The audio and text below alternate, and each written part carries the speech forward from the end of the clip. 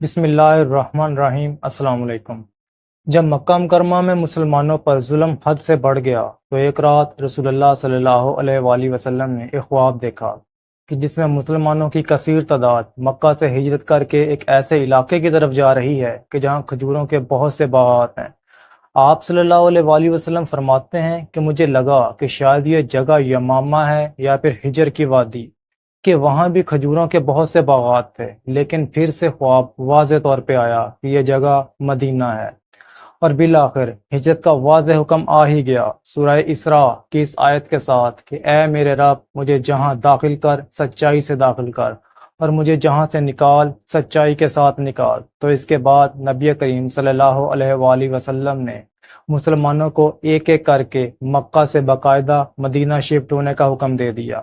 لیکن یہ مت سوچئے گا کہ یہ کوئی بہت آسان ٹاسک تھا کہ یہ وہ لوگ بس مکہ سے گھوڑوں پر بیٹھے اور مدینہ چلے گئے۔ نہیں، بلکہ اس دوران کئی افسوسناک واقعات بھی پیش آئے۔ مثلا مکہ کے ایک صحابی تھے حضرت صہیب رضی اللہ تعالیٰ عنہ۔ وہ مکہ کے ایک امیر آدمی تھے، لیکن راستے میں قریش نے انہیں روک لیا۔ کہتے ہیں کہ صہیب، صرف تب ہی ہم تمہیں جانے کی اجازت دیں گے جب اپنی ساری دولت مکہ میں چھوڑ کر جاؤ۔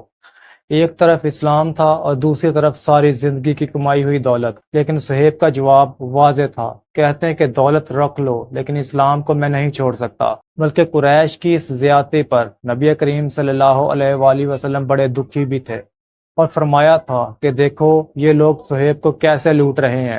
ایک اور واقعہ ہے کہ جب ہجرت مدینہ کا وقت آیا تو حضرت ابو سلمہ اپنی اہلیہ حضرت ام سلمہ اور اپنے ننھے سے بیٹے سلمہ کو ساتھ لے کر مکہ سے نکلے۔ ابھی وہ مکہ سے زیادہ دور گئے نہ تھے کہ حضرت ام سلمہ کے قبیلے بنو مغیرہ کے لوگ آ گئے اور ابو سلمہ سے کہا، یہ ہماری بیٹی ہے، ہم اسے تمہارے ساتھ نہیں جانے دیں گے۔ یوں حضرت ام سلمہ کو روک لیا گیا اور ابو سلمہ کو اکیلے مدینے جانے دیا گیا۔ اسی دوران ابو سلمہ کے قبیلے بنو عبد الاسد نے آ کر کہا کہ یہ بچہ ہمارا ہے، ہم اسے ماں کے ساتھ نہیں جانے دیں گے۔ چنانچہ بچہ بھی ماں سے چھین لیا گیا۔ اس طرح ایک ہی وقت میں شوہر مدینہ جا پہنچے اور بیوی مکہ میں روک لی گئی اور بچہ دونوں سے جدا کر دیا گیا۔ حضرت ام سلمہ اس جدائی پر سخت صدمے میں مبتلا ہو گئیں۔ وہ روزانہ مکے کے مقام ابطاح پر جا کر بیٹھی رہتیں، شوہر اور بچے کو یاد کر کے روتیں اور فریاد کرتیں۔ یہ کیفیت تقریباً 1 سال تک جاری رہی۔ بالآخر قریش کے کچھ نرم دل لوگوں نے کہا کہ یہ عورت کب تک یوں ہی تڑپتی رہے گی، اسے اس کے بچے کے ساتھ جانے دو۔ چنانچہ بچہ واپس ماں کو دے دیا گیا اور ام سلمہ کو ہجرت کرنے کی اجازت مل گئی۔ وہ اپنے بچے کو ساتھ لے کر مدینہ روانہ ہوئیں۔ راستے میں عثمان بن طلحہ نامی ایک شریف مکہ مکرمہ کے سردار سے ملاقات ہوئی۔ اگرچہ وہ مسلمان تو نہ تھے، لیکن انہوں نے کہا کہ یہ کیسے ہو سکتا ہے کہ ایک عورت تنہا اتنا لمبا سفر کرے۔ لہٰذا وہ اپنی سواری کے ساتھ حضرت ام سلمہ اور ان کے بچے کو حفاظت کے ساتھ مدینہ تک پہنچا کر آئے۔ زیادہ تر صحابہ اکرام خفیہ طور پر ہجرت کر رہے تھے، لیکن حضرت عمر نے کھلے عام اعلان کیا، جو چاہتا ہے کہ اس کی ماں روئے، بیوی بیوہ ہو جائے اور بچے یتیم ہوں، وہ مجھے مکہ سے باہر روکنے کی کوشش کرے۔ یہ عمر کی جرت تھی، لیکن عام صحابہ کو اتنی سہولت نہیں ملی۔ اکثر کو چھپ کر رات کے اندھیرے میں نکلنا پڑا۔ بہرحال ایک ایک کر کے تقریباً تمام مسلمان مدینہ ہجرت کر گئے، اور ایک وقت ایسا آیا کہ مکہ میں رسول اللہ صلی اللہ علیہ وآلہ وسلم، ابو بکر صدیق اور علی ابن ابی طالب رضی اللہ تعالیٰ عنہ کے علاوہ اور کوئی مرد مسلمان نہیں بچا تھا۔ لیکن اس مس مائگریشن سے قریش کے ذہن میں ایک وسوسہ پیدا ہو گیا۔ انہیں لگنے لگا کہ ان لوگوں نے شاید مدینہ والوں کے ساتھ کوئی ڈیل کر لی ہے، اور اب ہمارے ساتھ ایک بہت بڑی لڑائی کی خاطر یہ لوگ مدینہ میں اکٹھے ہو رہے ہیں۔ لہٰذا انہوں نے آپس میں ایک میٹنگ رکھنے کی سوچی۔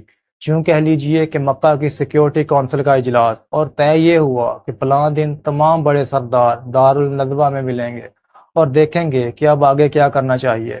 لیکن جس دن یہ لوگ دارالندوہ میں اکٹھے ہوئے، اس دن عمارت کے دروازے پر کسی نے ایک معمر بوڑھے شخص کو کھڑے ہوئے دیکھا۔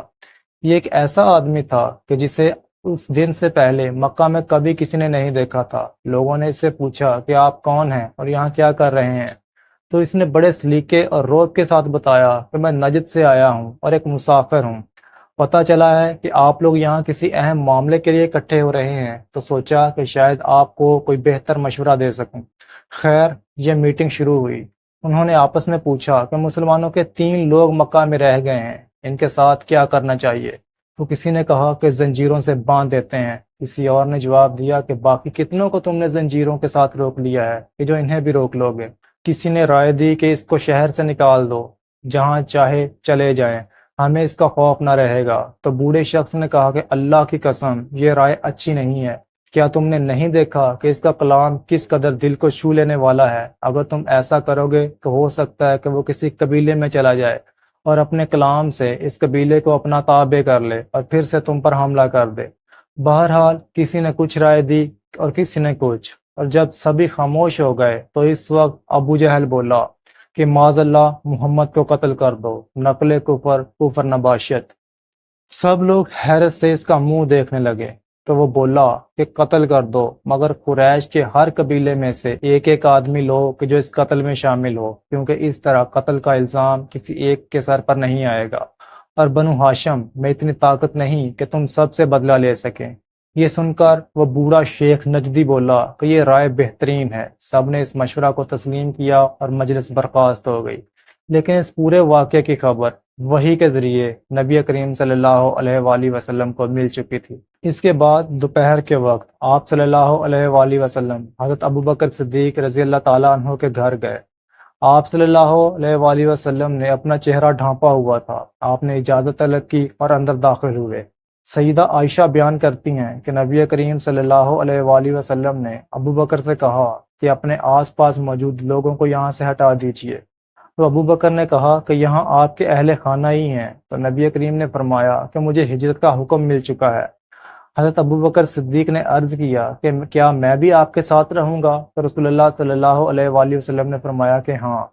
اس وقت حضرت ابوبکر صدیق کے پاس 2 اونٹنیاں تھیں، اور حضرت ابوبکر صدیق نے ان اونٹنیوں کو پہلے ہی ہجرت کے لیے تیار کر رکھا تھا۔ بعض روایات میں یہ آتا ہے کہ وہ انہیں کیکر کے پتے کھلایا کرتے تھے، اور 4 ماہ تک اونٹنیوں کو بالکل ہجرت کے لیے تیار کر لیا تھا۔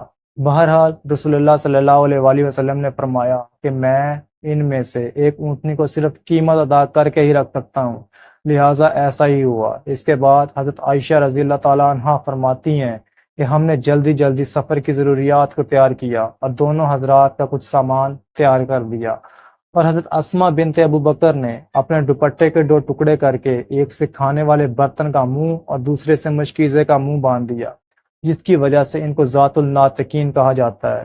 بہرحال جب 1/3 رات گزر گئی تو کفار نے سوچا کہ آپ صلی اللہ علیہ وآلہ وسلم کے گھر کا محاصرہ کر لیا جائے، لیکن چونکہ آپ صلی اللہ علیہ وآلہ وسلم پورے مکہ کے اندر صادق اور امین کے نام سے مشہور تھے، اور لوگ اپنی امانتیں آپ صلی اللہ علیہ وآلہ وسلم کے پاس رکھوایا کرتے تھے، تو آپ صلی اللہ علیہ وآلہ وسلم نے حضرت علی کو اپنے بستر پر سونے کا کہا، اور ان سے کہا کہ صبح کو یہ امانتیں مکہ والوں کو حوالے کر کے مدینہ آ جانا۔ اور آپ نے کیا کیا؟ آپ نے اپنی چادر حضرت علی رضی اللہ تعالیٰ عنہ کو دی اور کہا کہ علی، اسے اوڑھتے ہوئے بے خوف ہو کر میری جگہ سو جاؤ، کیونکہ قریش تمہارا کچھ بھی نہیں بگاڑ سکیں گے۔ اور خود آپ صلی اللہ علیہ وآلہ وسلم دروازے سے باہر نکلے۔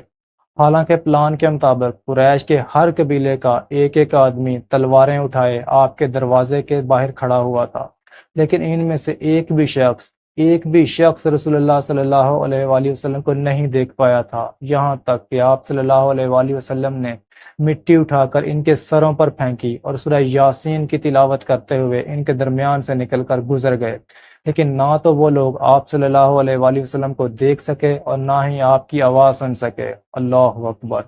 وہ لوگ نبی کریم صلی اللہ علیہ وآلہ وسلم کو کیوں نہیں دیکھ سکے تھے؟ اگر آپ سورہ یاسین کی آیت نمبر 9 کو دیکھیں تو اس میں ایک پردے کا ذکر ہے کہ جو اگر سامنے آ جائے تو نظر آنا بند ہو جاتا ہے۔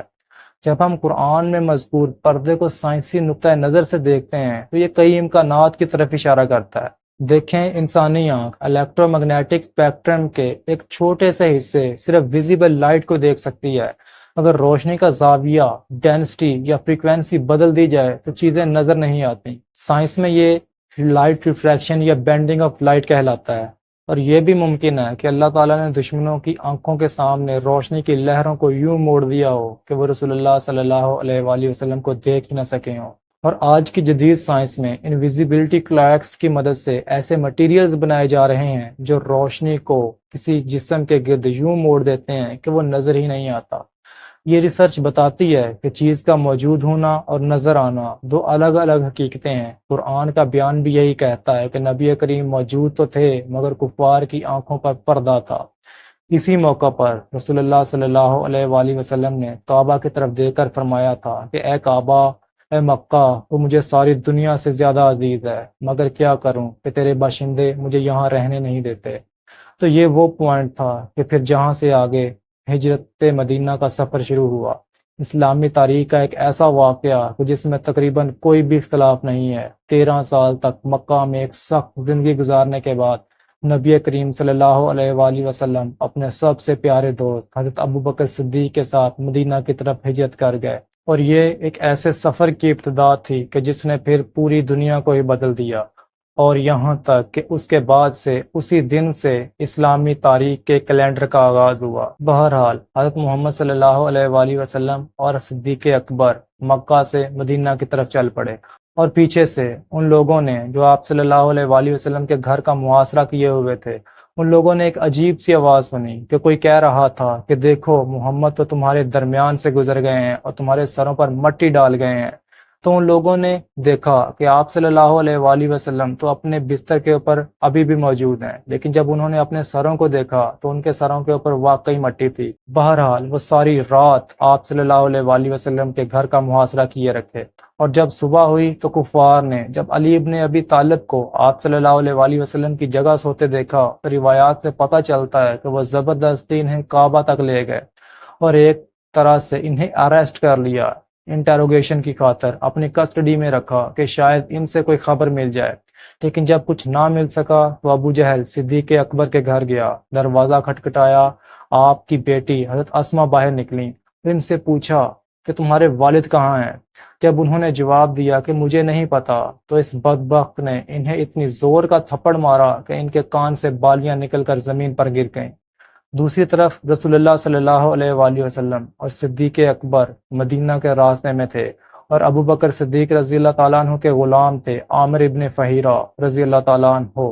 وہ ان کے ساتھ اس طریقے سے ہیلپ کر رہے تھے کہ جہاں جہاں سے یہ حضرات گزرتے وہاں وہاں عامر ابن فہیرہ اپنی بکریوں کو لے کر چلتے، تاکہ ریت اور مٹی سے ان دونوں کے فٹ پرنٹ ساتھ ساتھ غائب ہوتے چلے جائیں اور ان کے ذریعے کفار کہیں انہیں ٹریک نہ کر لیں۔ لیکن رسول اللہ صلی اللہ علیہ وآلہ وسلم کس طرف جا رہے تھے، بالآخر مکہ والوں کو اس بات کا علم ہو ہی گیا۔ لیکن ہوا کس طرح؟ یہ ایک بڑی حیرت انگیز سی بات ہے۔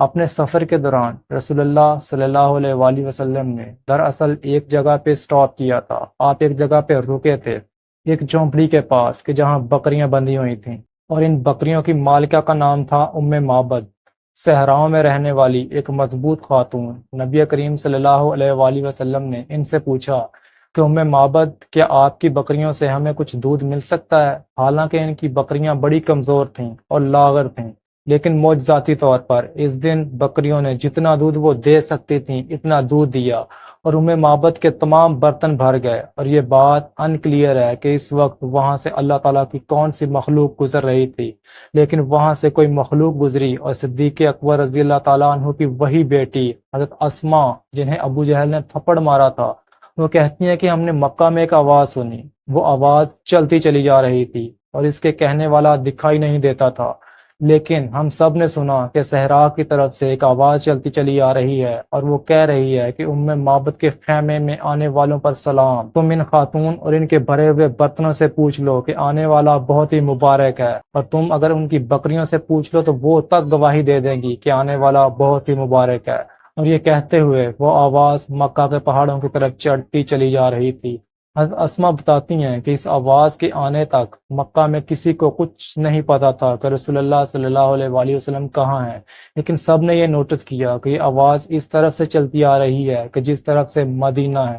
قریش والوں کو اندازہ ہو گیا کہ یقیناً رسول اللہ صلی اللہ علیہ وآلہ وسلم بھی مدینہ ہی کی طرف گئے ہوں گے، لیکن وہ آواز تھی کس مخلوق کی، یہ بات شاید اب ہمیں کبھی پتہ نہیں چل سکے گی۔ جب مکہ والوں کو اس بات کا علم ہو گیا تو انہوں نے ایک طرح کا انعام مقرر کیا کہ ابو بکر اور محمد صلی اللہ علیہ وآلہ وسلم کو زندہ یا نعوذ باللہ مردہ جو بھی پکڑ کے لے کے آئے گا اس کو 100 اونٹ کا انعام دیا جائے گا۔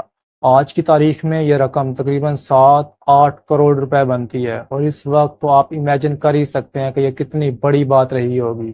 خیر، مکہ میں ایک شخص تھے سراقہ ابن مالک رضی اللہ تعالیٰ عنہ، جو کہ بعد میں مسلمان بھی ہو گئے تھے۔ کہتے ہیں کہ جب مجھے پتا چلا کہ رسول اللہ اور صدیق اکبر پر اتنا بڑا انعام رکھا گیا ہے، تو میرے دل میں خیال آیا کہ کیوں نہ میں انہیں اکیلا ہی جا کر کیپچر کر لوں۔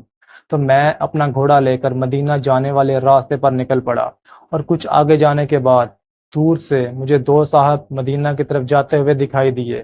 محتاط ہو کر چھپ چھپ کر ان کی طرف بڑھنے لگا، اور نوٹس کیا کہ رسول اللہ قرآن کی تلاوت کر رہے ہیں، جبکہ صدیق اکبر بار بار پیچھے مڑ کر دیکھ رہے ہیں۔ آپ ایک دفعہ امیجن تو کریں اس منظر کو کہ جب ابو بکر صدیق رضی اللہ تعالیٰ عنہ آپ صلی اللہ علیہ وآلہ وسلم کی حفاظت کی خاطر پیچھے کی طرف بار بار مڑ کے دیکھ رہے ہوں گے، اور آپ صلی اللہ علیہ وآلہ وسلم قرآن کی تلاوت کرتے ہوئے صحراؤں میں سے گزر رہے ہوں گے۔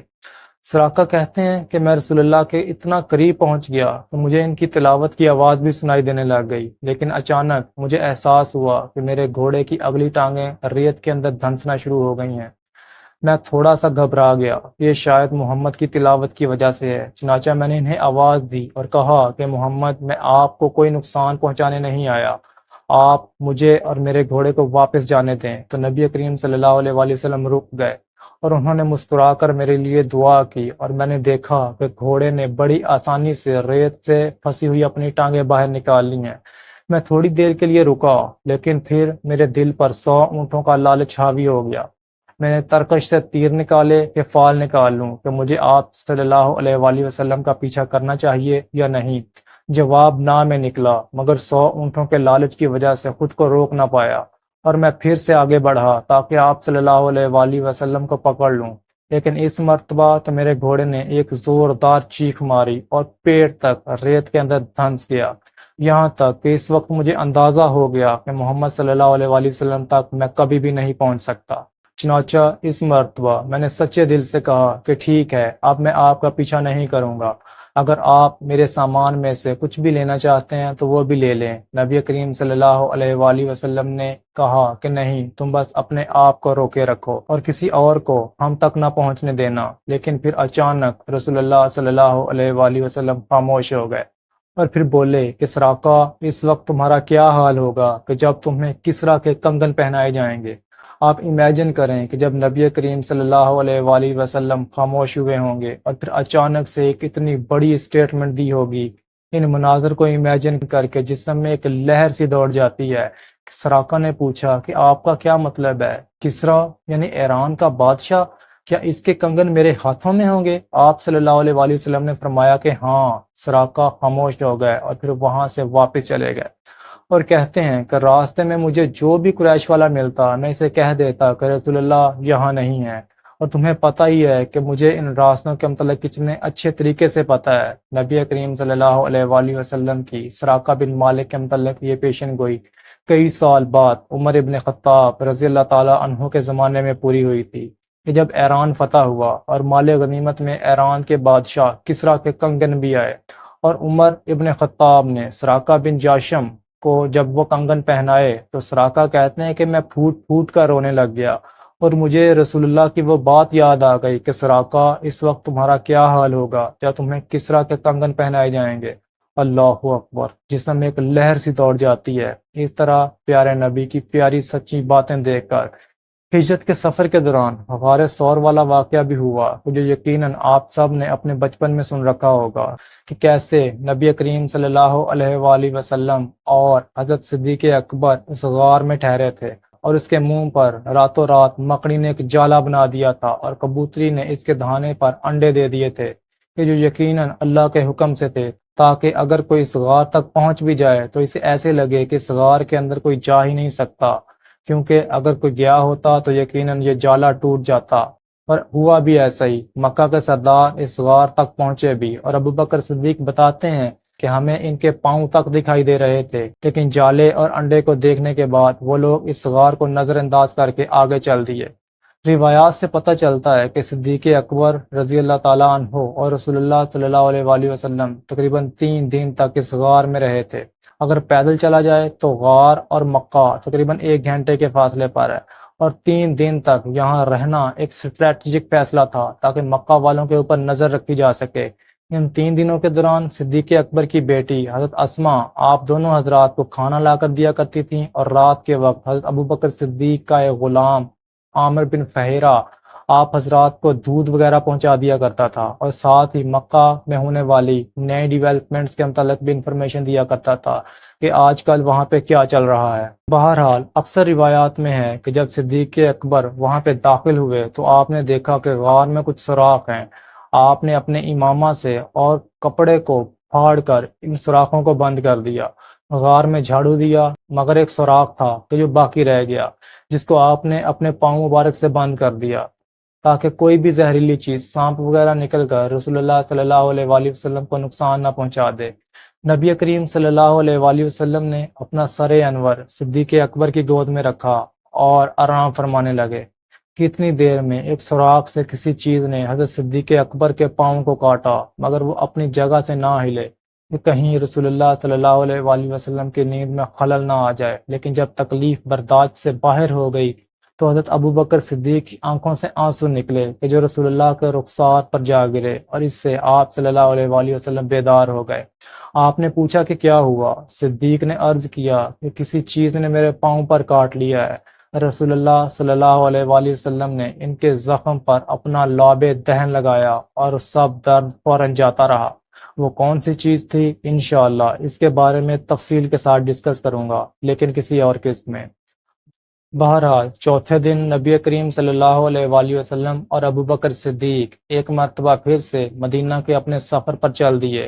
8 دن تک وہ ستمبر کی گرم اور ہیومیڈیٹی والے موسم عرب کے اس عظیم صحرا میں چلتے رہے، اور پھر بالآخر مدینہ کے قریب ایک چھوٹے سے گاؤں قبا میں پہنچ کر ایک نئے دور کی بنیاد رکھی۔ ایک ایسا دور کہ جس کی وجہ سے آج ہم یہاں اس خوبصورت اور علمی محفل میں بیٹھے ہوئے ہیں۔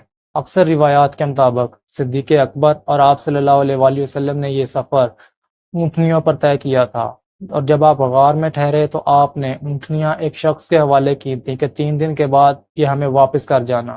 بہرحال قبا کا گاؤں بھی مدینہ سے پیدل چلنے پر 35 سے 40 منٹ تک کا راستہ ہے۔ نبی کریم صلی اللہ علیہ وآلہ وسلم وہاں پہنچے، اور دوسری طرف مدینہ سے بھی کچھ لوگ آپ صلی اللہ علیہ وآلہ وسلم کو ملنے، آپ کو ویلکم کرنے کے لیے قبا آ گئے۔ 5 دن تک آپ صلی اللہ علیہ وآلہ وسلم وہیں ٹھہرے رہے، اور پھر جمعہ کا دن، ایک خوبصورت جمعہ کا دن، اللہ کے پیارے نبی حضرت محمد صلی اللہ علیہ وآلہ وسلم مدینہ چلے گئے۔ کسی نے مدینہ والوں کو بتایا کہ نبی کریم صلی اللہ علیہ وآلہ وسلم نے سفید رنگ کے کپڑے پہنے ہوئے ہیں، تو بعد میں صحابی بننے والے ایک شخص تھے عروہ ابن زبیر رضی اللہ تعالیٰ عنہ۔ وہ ہر روز صبح کے وقت قبا سے آنے والے راستے پر جا کر بیٹھ جایا کرتے تھے اور دیکھتے رہتے کہ کہیں سفید لباس میں ملبوس کوئی شخص تو آتا دکھائی نہیں دے رہا، اور بالآخر جمعہ کے دن وہ انتظار کر کے واپس جا ہی رہے تھے کہ مدینہ کے قلعے کی چھت سے ایک یہودی نے آپ صلی اللہ علیہ وآلہ وسلم کو دیکھا اور پہچان لیا، اور اونچی آواز میں بولا کہ اے مدینے والو، خوش ہو جاؤ کہ تم جس کا انتظار کر رہے تھے وہ خوشخبری تمہارے لیے آ رہی ہے۔ پھر خوشی سے ان سب لوگوں کی آنکھیں نم ہو گئیں کہ جو آپ صلی اللہ علیہ وآلہ وسلم کا انتظار آپ صلی اللہ علیہ وآلہ وسلم کے راستے میں بیٹھ کے کر رہے تھے۔ جب انہوں نے دور سے آپ صلی اللہ علیہ وآلہ وسلم اور ابوبکر صدیق رضی اللہ تعالیٰ عنہ کو آہستہ آہستہ مدینہ کی طرف چلتے ہوئے دیکھا تو ان سب کی آنکھیں خوشی سے نم ہو گئی تھیں۔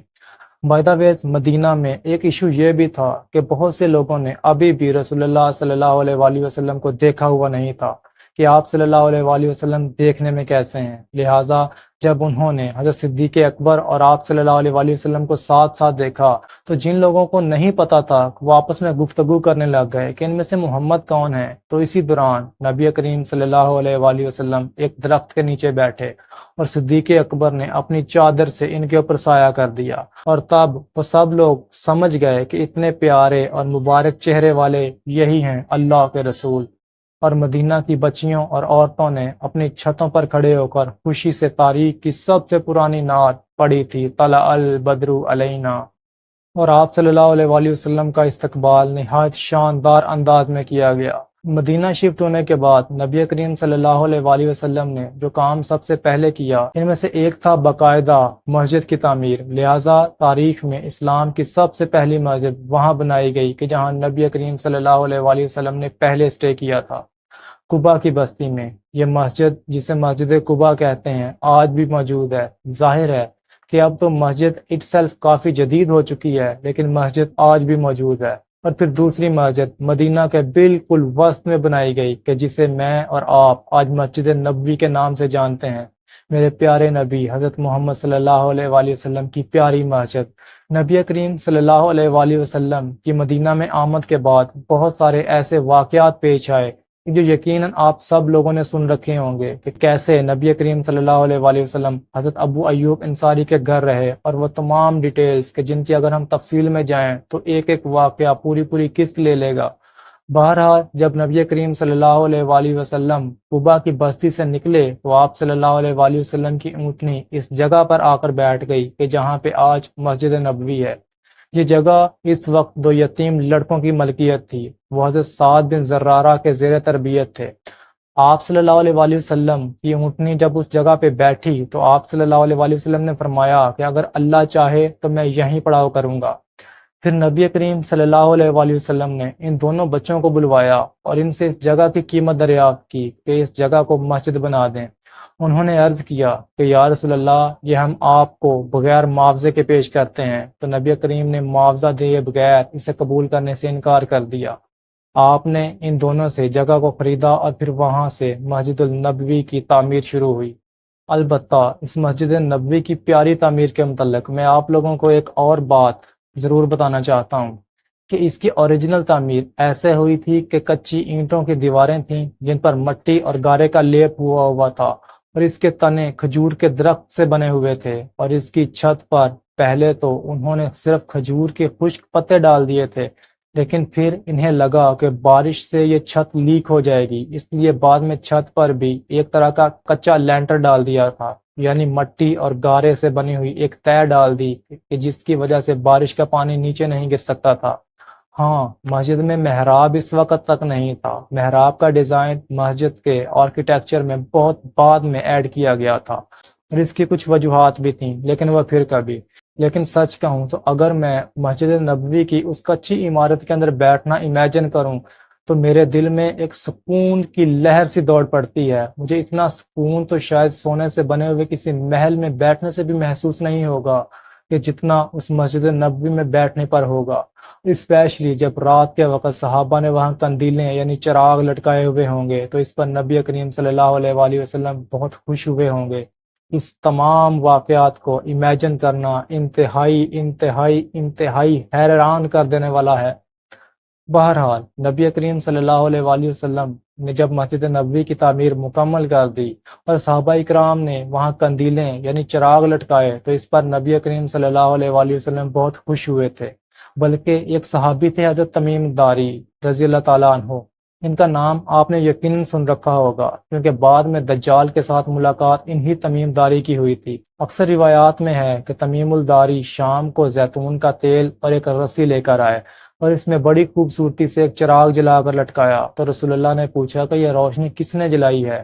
بتایا گیا کہ تمیم داری نے، اور رسول اللہ نے دعا فرمائی اور فرمایا کہ تمیم، تم نے اسلام کو روشن کیا، اللہ تعالیٰ تیری دنیا اور آخرت میں تجھے روشنی دے گا۔